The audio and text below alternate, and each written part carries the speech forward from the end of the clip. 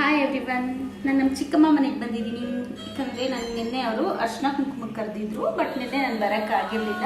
So ಇವತ್ತು ಬಂದಿದ್ದೀನಿ. ಬನ್ನಿ ಅವ್ರು ಲಕ್ಷ್ಮಿ ಹೇಗೆ ಕೂರಿಸಿದ್ದಾರೆ ತೋರಿಸ್ತೀನಿ.